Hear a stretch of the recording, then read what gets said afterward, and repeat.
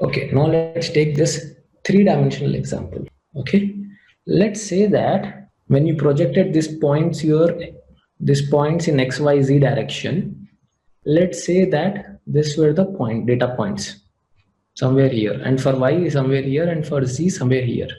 And when you convert this, again I'm telling you, if you have originally 3 input features, principal component will come with 3 features only. It will not reduce the features. It is your analysis based on which you have to decide whether I have to reduce the features or not.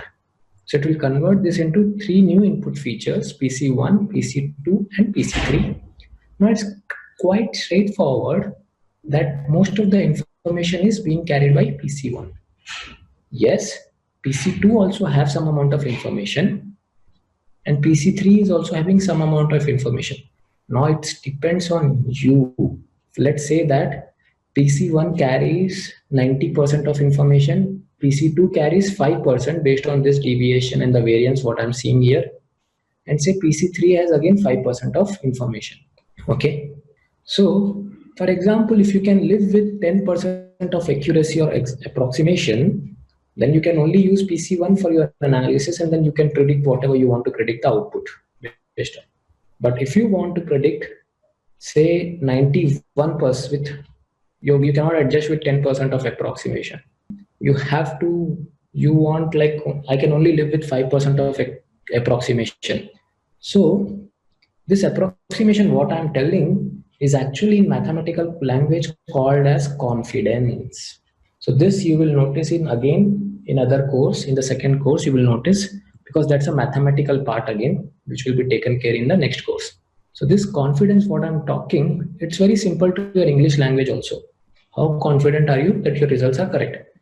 So if you take only PC1 and you got some prediction, then you would tell, before performing the analysis and all, you can tell that with 90% of confidence, I can only go with PC1 and then do the analysis.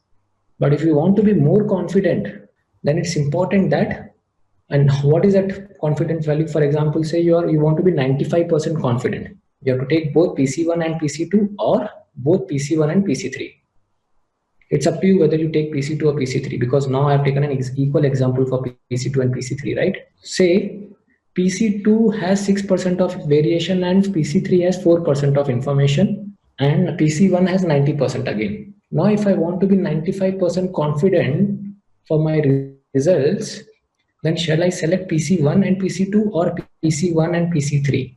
It should be 1 and 2, because there is no harm in having more information. But you cannot take PC1 and PC3, because if your client is telling that he wants to be 95% confident, then you cannot be 94% confident and do the analysis. Okay, I will just try to give some basic knowledge about the confidence. But if in multiple features are there, so we will do PCA of each feature with every other feature. No, so you don't have to do PCA of each feature with every other feature. What we have to do is, the PCA itself does analysis internally, and it will convert all the, say, 10 input features into new 10 input features. In this 10 input features, there will be one feature which will be having largest information. Then there will be, say, example, 70% information will be carried by, say, first new input feature PC1. 20% of the information will be carried by second feature, say, PC2. And the remaining 10% of the information will be carried by 8 features, PC3, PC4, and so on up to PC10. But if you want to be 90% confident for your analysis, then you don't have to select all the remaining 8 features for your analysis, for your prediction. You can only live with PC1 and PC2. Say, for example, when I explain this confidence, you will come to know what I'm trying to tell. Okay, let me take that. Say you are a weather reporter, and say that by looking at the historical temperatures for, like, you might have seen the temperatures for all the historical day, right? The weather reports. Say you have predicted that the average temperature for tomorrow is 30 degrees centigrade. But have you ever noticed that weather reports this value, or they report min, comma, max? What do they report? Have you ever seen that news reporter or weather reporter, it's only displaying one value? No, right? They always report min and max. So this is called as confidence interval. And now how is it decided? It's decided based on the confidence value. Now, for example, say I am a weather reporter and today I am 90%, say I am predicting for tomorrow's temperature. Say with 90% confidence, 95% confidence, 99% confidence, and say 100% confidence. Okay. Now, try to understand this. When you look at the historical data, you cannot look at the population data, right? Population in the sense you should have all the historical data, right? For complete population or for all the cities and for all the different areas, or like for a particular area, if you want to predict the temperature, then you should have all the historical data, right? But we never do that. What we do, we always try to take a sample and then we try to do the analysis. So based on that sample analysis, we will come with min and max. So now if I am 90% confident, say I got an average temperature for tomorrow, say 31 degrees centigrade. So just assume this, that for tomorrow I'm getting a prediction of 31 degrees centigrade, the predicted value. Okay. This is a single value. But then if you tell this single value to your audience, there are very high chances that you would go wrong. That's the reason we come up with interval values. With 90% confidence, you are telling that, say my temperature is, min is 30 and maximum is 32 degrees centigrade. Now just assume that if you want to tell the same thing with quite high confident level, okay, it's quite simple. When a student writes an exam and if his parents ask what could be the range of your marks in your final exam, he would tell that my range could be like I might get 70 to 80 marks, 70 to 80 between. But if your parents ask, are you sure? Then he would be like, oh, he will get conscious and then he would tell, no, I might get between 65 to 85. So that the words which he is telling, he should be able to live with those words, right? Something similar, but the mathematics will look into next course. Don't worry about that. So if I'm 95% confident now, then what could be the range? Whether it will be greater than the range of this or it will be lesser than range of this. The question is, for giving the range of the temperature for tomorrow with 90% confidence, say 30 and 32, because your average predicted value is 31 degrees centigrade, but we are giving the range as 30 to 32 degrees centigrade, 30 to English 2, 32 degrees centigrade. If you want to be 95% confidence, then what will you do? Will you increase the range or reduce the range and display the news? What will you do? You have to increase the range, right? Because see, it's very simple, guys. If you are telling I am 95% confident, that means the probability that you would go wrong is quite less. And if you want to make sure that the probability that you're going wrong would be quite less, you would become more conscious and then you would tell the range would be now 28 to 34 or 35, so that you would not go wrong. So you're trying to be on the safer side. Now if you will be 99% confidence, then the range will be even bigger, say 25 degrees to 38 degrees centigrade. Now, is it really possible to come up with 100% confidence results? You can do that in next course. But you can always imagine when you don't have the data for population, how would you be 100% confident? If you want to make sure that you are 100% confident, then the range should be very big for that, so that you don't go wrong. Because if you're 100% confident, that means the probability that you're going wrong is 0%, right? So on the same lines, it's up to us how much confident we want to be while predicting the results. So it's our client who will tell us how confident you have to be while predicting the results. If he tells that he wants to be 100% confident, then it's quite straightforward that you don't have to implement PCA. You cannot implement PCA then. You have to take all the features and then you have to do feature analysis or feature selection, or with domain knowledge, you have to remove some of the features. it might take a lot of time, but you have to do that. Because if you do PCA, you have to compromise with some percent of confidence. Okay, you have to lose some amount of confidence. Otherwise, there is no use of PCA, right? It's a dimension reduction technique. So people will ask you in interview, do you know any dimensional reduction technique? You can say PCA. Okay. There are some more methods. You can always explore that by yourself. But if you know this, that would be highly sufficient to fetch a job. Okay, great. And someone will also ask how to do feature selection and feature engineering maybe. Then you have to tell that feature selection can be done using domain knowledge, or I can reduce the dimension using PCA. So your question is, this confidence is similar to confidence level when we do regression in Excel data analysis. What do you mean by, have you ever done this? And it would be dependent on R2 value. See, the point is R2 value. Okay, now it's very important to differentiate these two things. I think you have performed this on Excel regression. Okay, but I'm not sure. By looking at your statement, I feel so that you have performed linear regression or some regression on Excel sheet. Okay, no problem. So there are two things here. Say you have X1, X2, X3, X4, and then Y. Say, let's say that you have converted into PCA. So now PC1, PC2, PC3, PC4. So the first thing is, when you do mathematical calculation for PCA, you would notice in the next course that PCA would try to convert these 4 features into new 4 features in such a way that one feature consists of high amount of information, and then it will gradually decrease across these new features, PC2, PC3, and PC4. So the one feature would be having very high value, and it will adjust this PC1, PC2, PC3, and PC4 in the decreasing order. The algorithm does that. Okay. So PC1 might say 80% of information is carried by, say, PC1.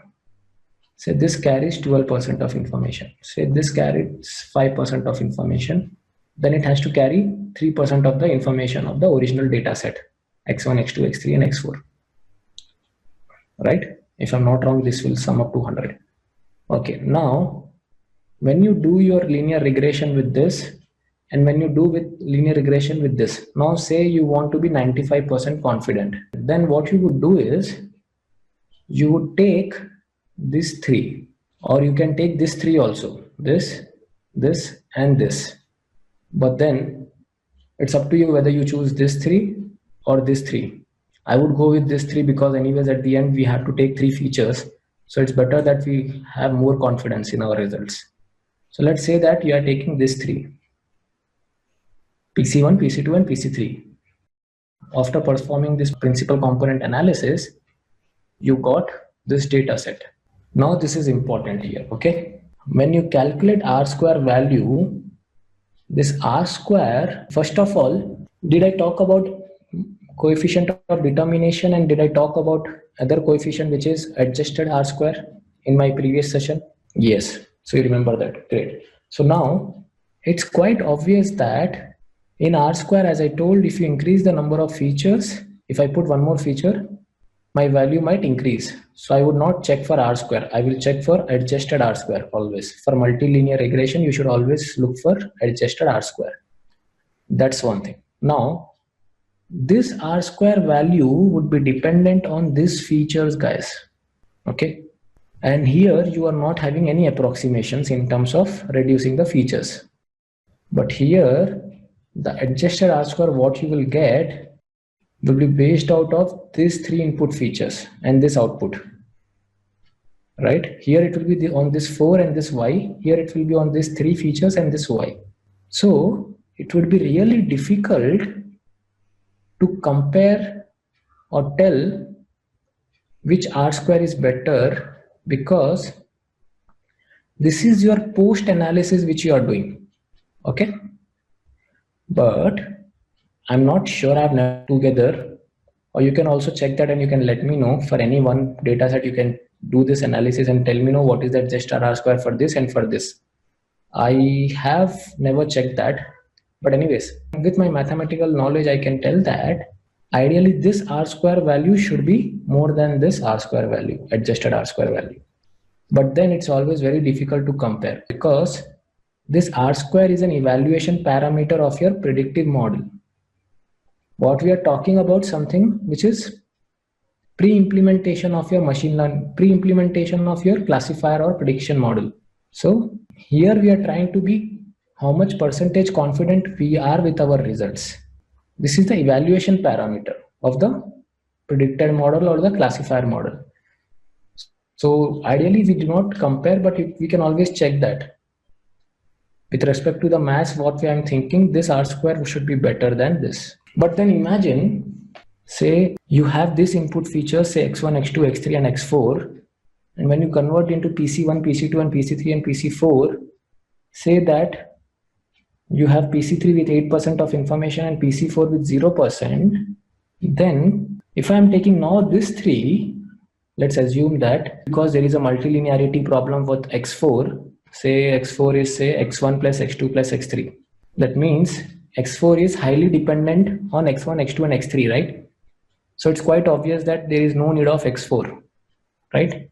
So in this cases, there could be a chance that this R square might be equal to this R square value.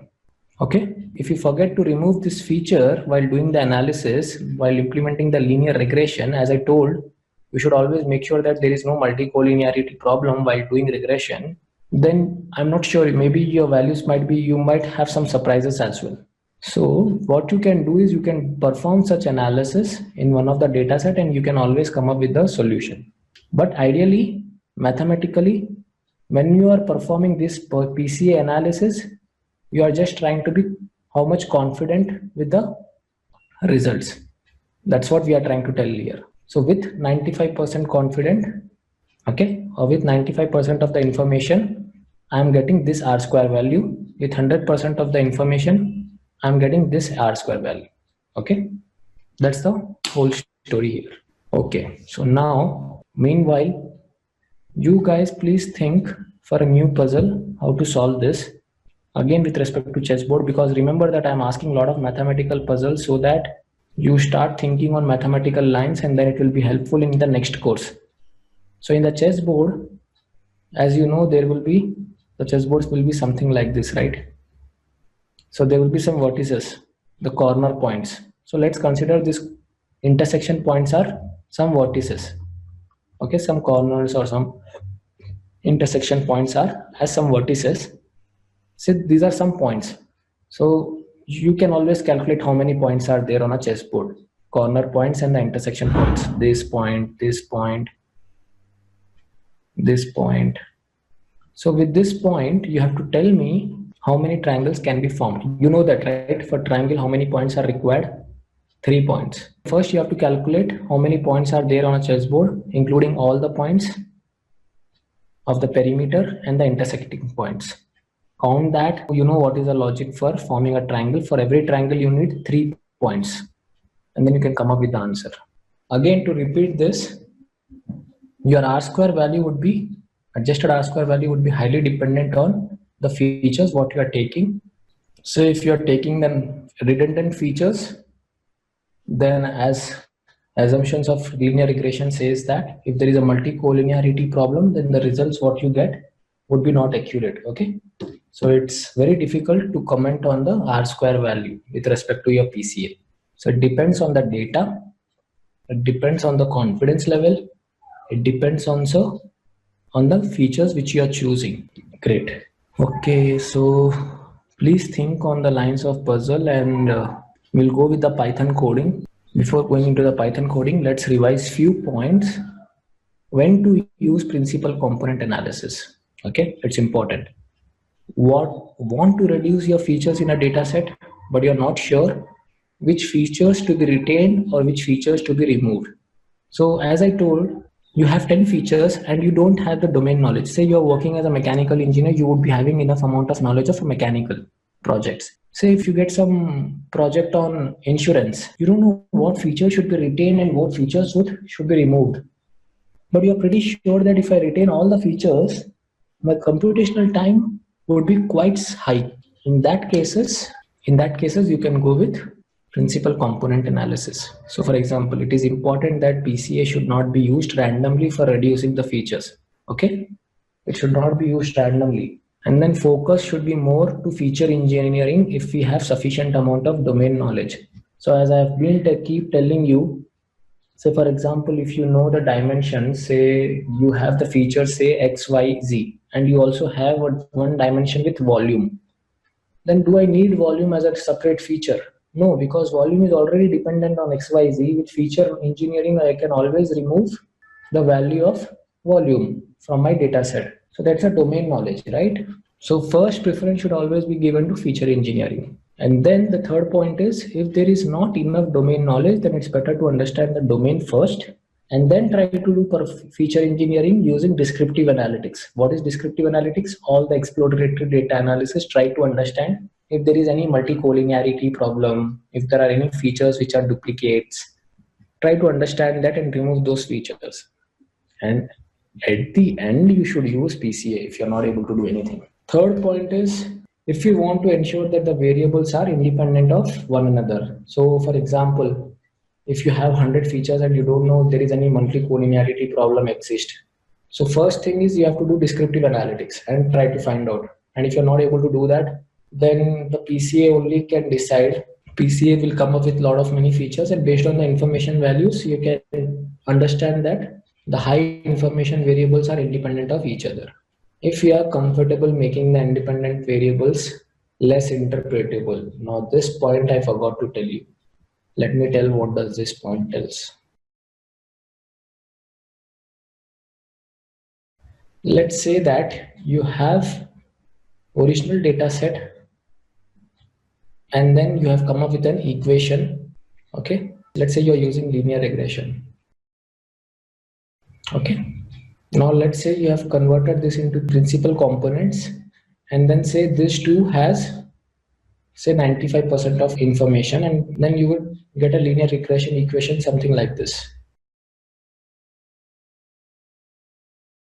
Okay, now the most important thing which you need to understand here, in this case you can always interpret your results. That means if x1 is increased by say 5 units, then you know that your value of y would be increased by beta 1, 5 beta 1. Yes or no? Very simple maths. Now, in this case, I cannot tell that if PC1 increases by 1 unit or 2 units or 3 units or 5 units, because this is not the original data. The original data is here, x1, x2 and x3. Now, if my x1 increases by 5 units, I'm not sure with how much amount my PC1 and PC2 will increase. So now in this case, interpretation would be quite difficult. Not difficult, it would be really difficult. Okay. So that's where the third point comes. If we are comfortable making our independent variables less interpretable. Okay. So by looking at this linear regression in these terms with PC terms, if your client asks whether I should increase x1 or decrease x1 for increasing my output, then it will be really difficult for you to interpret the results. Okay, because you don't know whether the original equation when we have x1, whether it will have plus value or minus value for beta 1. If we choose the original data set, for us it will be very easy to interpret based on the beta 1 positive sign or negative sign and with the magnitude. But here we don't know, we are clueless. If we are ready to compromise with interpretation as well, then we should use principal component analysis. Okay, so the maths involved behind PCA is linear algebra, and your next course consists of this linear algebra.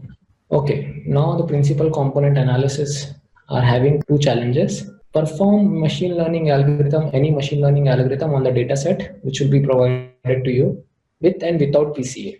Okay, something like this as we have discussed. And you guys please come up with the value of accuracy and tell me if accuracy has increased, why? If the accuracy is decreased using PCA, why?